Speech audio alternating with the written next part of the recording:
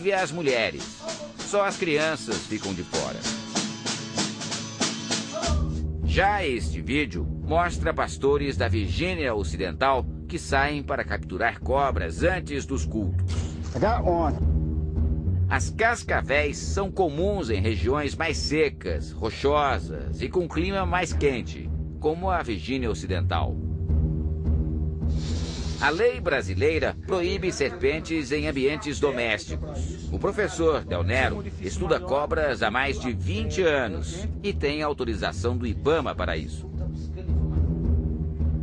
Meu Deus, olha aqui. Ele diz que mexer com cobras significa manter distância e usar instrumentos apropriados. Opa, o gancho aqui é onde eu consigo ter tudo sob controle. Principalmente com as cascavéis, que são muito venenosas e atacam para se defender. Opa! Quando se sente ameaçada, a cascavel chacoalha o guizo. Ela só tá dando um aviso, olha, eu sou uma cascavel. Lembre-se disso. Tá fazendo isso com o guizo ali. Com o guizo. Ela tá batendo o guizo e tá avisando. A serpente sente cheiros pela língua. E aplica o bote de repente. Olha! As mortes por picadas de serpentes venenosas podem ser evitadas se a vítima for socorrida em pouco tempo. Este biólogo do Instituto Butantan de São Paulo diz que o ideal é aplicar o soro cerca de 6 horas depois da picada.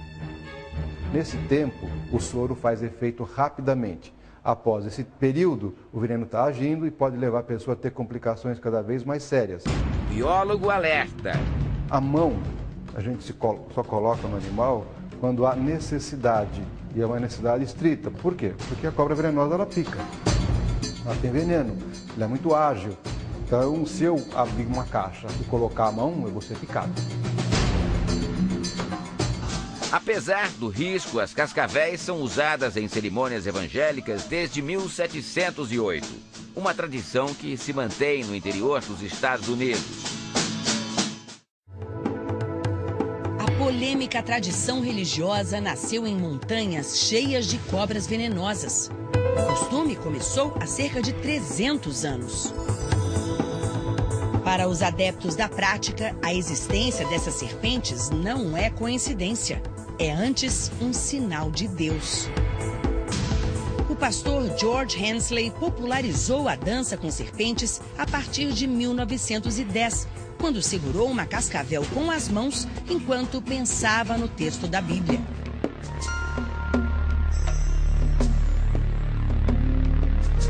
A onda pegou. Nos anos 40, as serpentes nos cultos atraíam milhares de pessoas.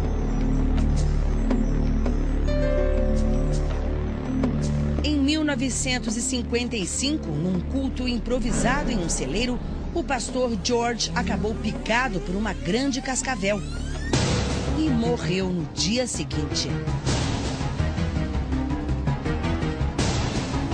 O pastor Dewey Chapin pertence a uma igreja que manipula cobras. Ele mesmo lida com as serpentes há 60 anos. E as mãos mostram como ele não leva esse risco muito a sério. Dewey diz que já foi picado 170 vezes. Tem as mãos atrofiadas, o dedão completamente inchado. Dewey diz que já não sente dor nessa parte do corpo. O pastor alega que nunca recebeu tratamento médico e sempre se recuperou. Muitos não tiveram a mesma sorte.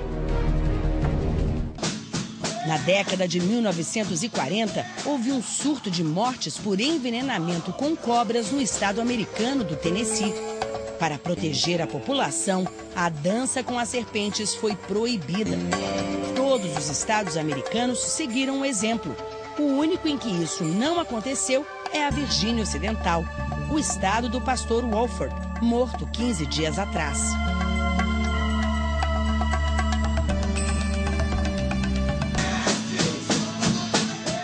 Nos anos 60, era comum a polícia invadir igrejas para acabar com a perigosa prática. Mas muitos pastores e fiéis se recusaram a parar com os cultos, desafiando as autoridades.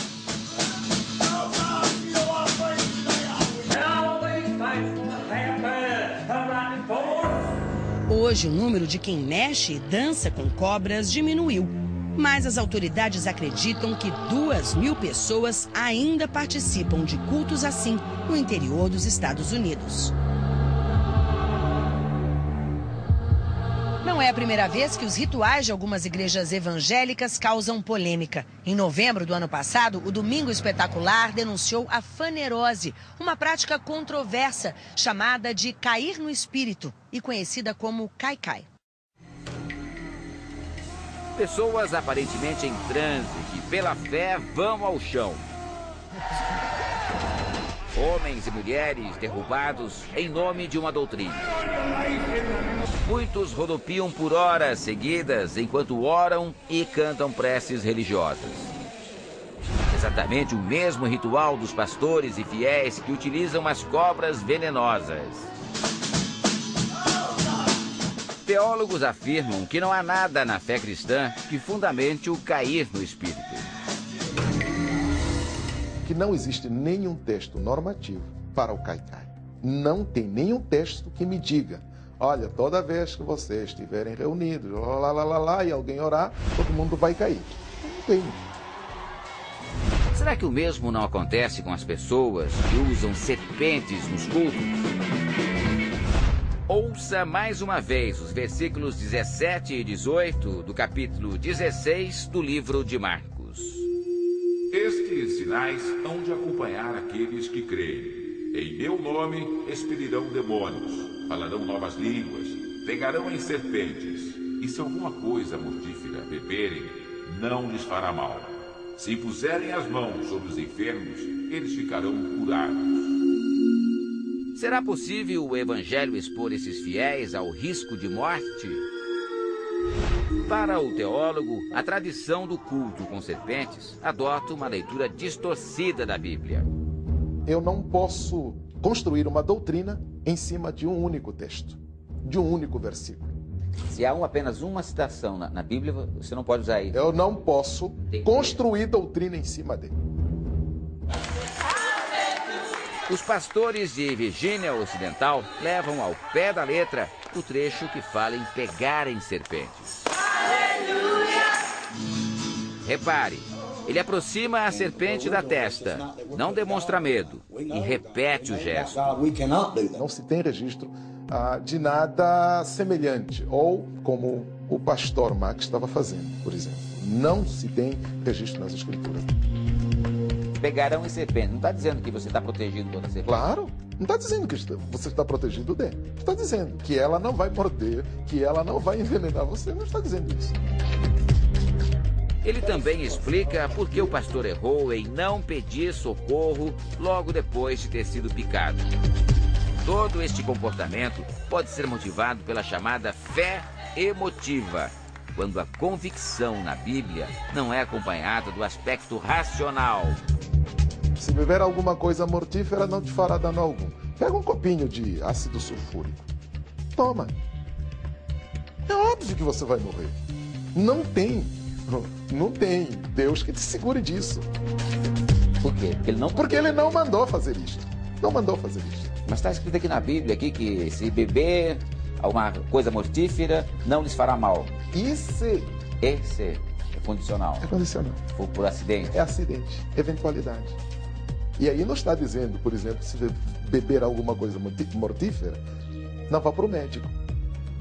Não consulte um profissional. Não está dizendo isso. Como o senhor classifica a atitude do pastor e de pastores que usam serpentes em suas pregações? Eu entendo, à luz das escrituras, que fazem uso abusivo das escrituras, da fé e de Deus. Thank God! There's joy in this! Thank God there's joy in it! De volta à cidade do pastor Wolford, nós chegamos à casa da mãe dele. Encontramos a picape branca que pertencia ao pastor. Mais uma vez, batemos a porta. agora não há resposta. Na saída, encontramos o padrasto do pastor. Ele é gentil, mas diz que a família não quer falar com a imprensa. Pergunto sobre o futuro da igreja e ele afirma que as pregações com serpentes vão continuar.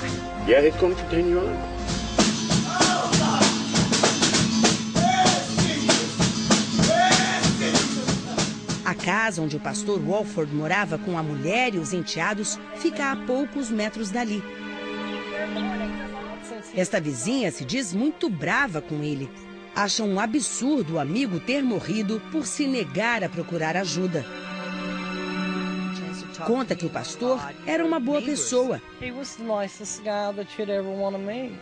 Eles conversavam bastante, mas nunca sobre religião. E completa, ele deveria ter ido ao hospital. He could have went to the hospital.